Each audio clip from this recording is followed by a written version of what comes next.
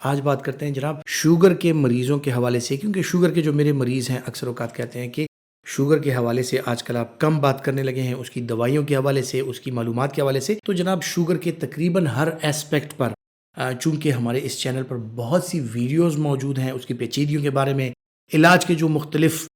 طریقہ کار ہیں ان کے بارے میں، اور کون کون سی دوائیاں ہیں ان کے بارے میں، تو آج پھر ذرا بات کرتے ہیں گلیکلازائڈ کے حوالے سے، جو کہ ایک سلفونائل یوریا ڈرگ ہے، کہ یہ کیا چیز ہے، کس طرح سے کام کرتی ہے اور اس کے فوائد کیا ہیں، اور جو سلفونائل یوریا ڈرگز ہیں ان سے کیوں یہ ذرا سی ممتاز ایک حیثیت اس کو حاصل ہے، یا کیوں ڈاکٹرز جو ہیں اس کو آج کل فیور کرتے ہیں، یا کیا اس کے ایسے فوائد ہیں جو کہ اور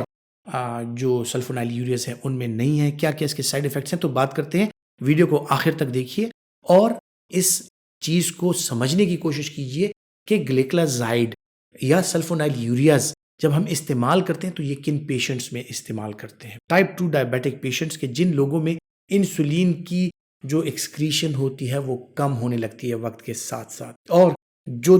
خوراک ہم لیتے ہیں اس خوراک کے اگینسٹ اس میں جتنے کاربوہائیڈریٹس ہیں ان کو کاؤنٹر کرنے کے لیے، اس شوگر کو کنٹرول کرنے کے لیے کہ شوگر نہ بڑھے، تو ہمارا پینکریاس کے بیٹا سیلز جو ہیں وہ انسولین کا اخراج کرتے ہیں خون میں، اور یہ انسولین اس شوگر کو کنٹرول کر کے مسل سیلز، لیور اور ایڈیپوز ٹیشوز اور مختلف جو ہمارے اعضاء ہیں ان میں لے جاتا ہے، کچھ کو کنزیوم کر لیتا ہے، یوز کر لیتا ہے، انرجی میں کنورٹ کر لیتا ہے، کچھ کو سٹور کر دیتا ہے۔ اب جن لوگوں میں ٹائپ 2 ڈائبیٹیز ہو جائے ان لوگوں میں اکثر اوقات دیکھا گیا کہ انسولین کا اخراج جو ہے وہ اس مقدار میں نہیں ہوتا، کیونکہ وقت گزرنے کے ساتھ ساتھ جو بیٹا سیلز ہیں وہ ویئر اینڈ ٹیئر کا شکار ہو رہے ہوتے ہیں، ان میں جو انسولین پیدا کرنے کی جو صلاحیت ہوتی ہے، جو سکت ہوتی ہے، وہ کم ہونے لگتی ہے، اور پھر جتنا مقدار میں آپ کاربوہائیڈریٹس لیتے ہیں، جتنا مقدار میں آپ میٹھا لیتے ہیں، یا خدا نخواستہ موٹاپے کی وجہ سے، وزن میں زیادتی کی وجہ سے انسولین ریزسٹنس ہے، اور وہ انسولین جو ایکسکریٹ ہوتی ہے، سیکریٹ ہوتی ہے، وہ اس حد تک نہیں ہے کہ آپ کے شوگر کو کنٹرول کرے، تو سلفونائل یوریاز جو ہیں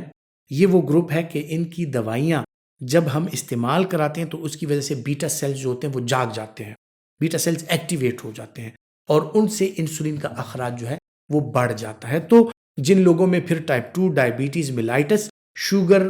زیادہ ہوتا ہے جن لوگوں میں، تو وہ انسولین کی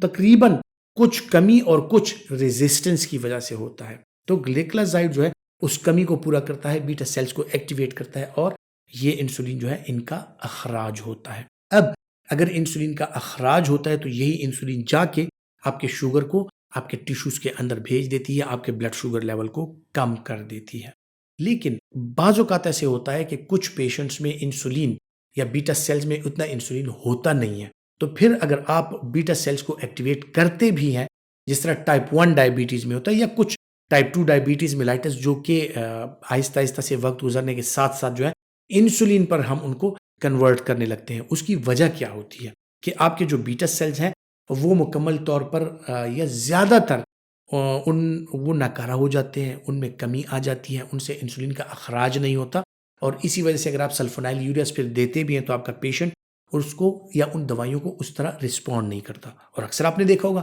کہ بہت سے لوگ آتے ہیں کہ جناب ہمارا شوگر پہلے گولیوں کے ساتھ کنٹرول تھا، اب اس سے زیادہ گولیاں کھا رہا ہوں لیکن کنٹرول نہیں ہو رہا۔ تو یہ وہ لوگ ہوتے ہیں کہ جن میں بیٹا سیلز جو ہیں وہ انتہائی کمی کی وجہ سے پھر انسولین آپ کو باہر سے ان کو دینا پڑتا ہے۔ گلیکلازائڈ جو کہ سلفونائل یوریا ہے، یہ آپ ٹائپ 2 ڈائبیٹک پیشنٹس کو دیتے ہیں۔ اس کے جو کامنسٹ سائیڈ ایفیکٹس ہیں ان کے حوالے سے اگر بات کی جائے تو کامنسٹ سائیڈ ایفیکٹس میں جس طرح سلفونائل یوریاز میں ہوتا ہے کہ بڑے پوٹنٹ یہ اینٹی ڈائبیٹک ہیں، تو ان کے ساتھ جو ہائپوگلائسیمیا ہے، یعنی شوگر میں ایک دم سے کمی آ جانا، اس کا شکار ہو سکتے ہیں۔ پھر سلفونائل یوریا چونکہ لانگ ایکٹنگ ڈرگز ہوتی ہیں اور ان کا اثر جو ہے وہ پھر باڈی میں زیادہ وقت تک رہتا ہے، تو ایک دفعہ اگر اورل ہائپوگلائسیمکس خصوصاً سلفونائل یوریاز کے ساتھ شوگر لو ہو جائے تو پھر آپ کو دیکھنا پڑتا ہے کہ اگلے 24 سے 36 گھنٹے تک بار بار یہ شوگر لو ہوتا رہے گا، تو آپ نے اپنے پیشنٹ کو پھر مانیٹر کرنا ہوتا ہے۔ اسی طرح ہائپوگلائسیمیا کے علاوہ اس کے جو اور سائیڈ ایفیکٹس ہیں ان میں جو لوگ انسولین ریزسٹنس کا شکار ہیں، اگر موٹاپے کا شکار ہے، ان کا وزن بہت زیادہ ہے، ان کو ہم مزید ان کے بیٹا سیلز کو ایکٹیویٹ کرتے ہیں، مزید انسولین کا اخراج ہوتا ہے، تو ایسے لوگوں میں وزن مزید بڑھ جانے کا جو عمل ہوتا ہے وہ جاری رہتا ہے، اور ان لوگوں میں وزن بڑھانے کی جو کیفیات ہوتی ہیں وہ آ جاتی ہیں اور ان کا وزن مزید بڑھ جاتا ہے۔ تو پھر وہ آہستہ آہستہ سے جا کے جب اور چربی آتی ہے اور ریزسٹنس کریٹ ہوتی ہے انسولین کو، تو انسولین کی ریکوائرمنٹ بھی پھر ان کو زیادہ ہوتی ہے، اور جتنا انسولین آ رہا ہے وہ افیکٹولی یوز بھی نہیں ہو رہا ہوتا۔ تو جو لوگ موٹاپے کا شکار ہیں، ان لوگوں میں اگر آپ سلفونائل یوریا استعمال کرتے ہیں تو اچھی بات یہ کہ ان کا وزن زیادہ ہے تو ان کو ساتھ میں انسولین سینسیٹائزر بھی اگر ایڈ کر دیا جائے، جس طرح کے میٹفارمین یا اسی طرح پائوگلیٹازون یا اور ایسی چیزیں ہیں کہ اگر وہ اس کے ساتھ ایڈ کر دی جائیں تو ایک تو وزن نہیں بڑھے گا، انسولین ریزسٹنس نہیں بڑھے گی، اور آپ کے یہ سلفونائل یوریا جو ہے یہ لمبے عرصے تک پھر کام آتے ہیں، اور ان میں جو ان کی صلاحیت ختم ہوتی جاتی ہے آہستہ آہستہ سے وہ نہیں ہوتا، تو لمبے عرصے تک اس کا استعمال کیا جا سکتا ہے۔ پھر ایک اور جو ریکویسٹ ہے میری وہ یہ ہے کہ دوائیاں اگر آپ استعمال کرتے بھی ہیں شوگر میں، خصوصاً ڈائٹ اور ایکسرسائز یہ بہت زیادہ ضروری ہے۔ آپ اگر چھوڑ دیں گے جی میں تو انسولین لگا رہا ہوں، مجھے ڈائٹ یا ایکسرسائز کی ضرورت نہیں ہے، مجھے پرہیز کی ضرورت نہیں ہے، یا مجھے ایکسرسائز کی ضرورت نہیں ہے، میں 2 یونٹ انسولین زیادہ لگا لوں گا اگر شوگر زیادہ ہو گیا، تو یہ بات غلط ہے۔ ڈائٹ اور ایکسرسائز یہ ضرور ہونے چاہیے، کیونکہ ڈائٹ جب آپ لیتے ہیں وہی تعین ہوتا ہے کہ کتنا انسولین آپ کو چاہیے اور کتنا انسولین ایفیکٹولی یوز ہوگا۔ آپ کا وزن اگر بڑھتا ہے تو انسولین کی ریکوائرمنٹ بڑھ جاتی ہے۔ ایکسرسائز اس لیے ضروری ہے کہ آپ کی باڈی میں جو بھی انسولین ہے وہ ایفیکٹولی ان ٹیشوز تک پہنچے اور وہاں پر جا کر ایکٹ کرے، تاکہ آپ کو زیادہ ڈوز کی ضرورت نہ پڑے۔ تو دوائیوں کو آگمنٹ کرنے کے لیے، ان کی کارکردگی کو بہتر بنانے کے لیے آپ نے ڈائٹ اور ایکسرسائز کا ساتھ ضرور خیال رکھنا ہے۔ تو گلیکلازائڈ کی بات ہو رہی تھی، گلیکلازائڈ ایک بہترین دوائی ہے، لیکن اور جو دوائیاں ہیں جس طرح کے گلیبینکلامائڈ اور ان سے کمپیئر کر کے گلیکلازائڈ میں پھر جو ہائپوگلائسیمیا کے چانسز ہوتے ہیں وہ کم ہو جاتے ہیں، تو اور سلفونائل یوریاز کے مقابلے میں اس کے جو ہائپوگلائسیمیا کے سائیڈ ایفیکٹس ہیں وہ کم ہیں۔ پھر اس کی لو ڈوز جو ہے تو آپ کرونک کڈنی یا کرونک لیور ڈیزیز میں بھی استعمال کر سکتے ہیں، چونکہ یہ الٹرا لانگ ایکٹنگ نہیں ہے گلیبینکلامائڈ کی طرح یا اور چیزوں کی طرح، تو اس کی لو ڈوز جو ہے وہ آپ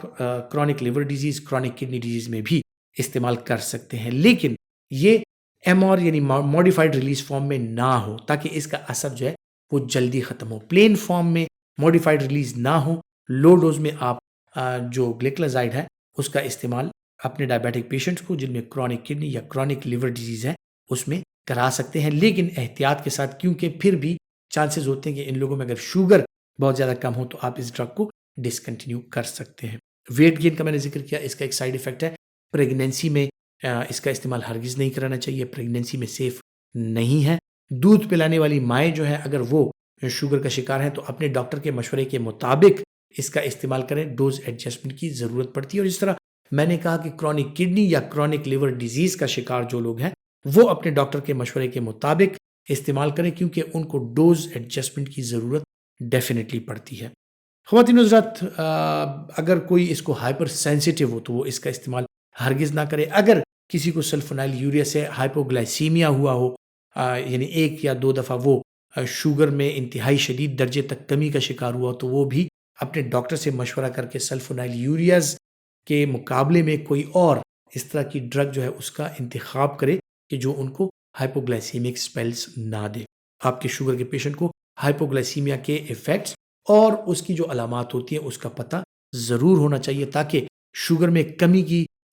جس وقت آ رہی ہوتی ہے کمی، اس کی علامات جو ہیں وہ آپ کا شوگر پہلے سے پک کر سکے اور پہلے سے اپنے آپ کو پریپیئر کر سکے۔ امید کرتا ہوں کہ میڈیسن نالج کے حوالے سے جو معلومات میں آپ کے ساتھ شیئر کرتا ہوں آپ کے لیے فائدہ مند ثابت ہوں گی، اور اگر آپ سمجھتے ہیں کہ فائدہ مند ہے تو یہ ویڈیو لائک کیجئے اور زیادہ سے زیادہ شیئر کیجئے۔ اپنا بہت سا خیال رکھیے گا۔ اللہ حافظ۔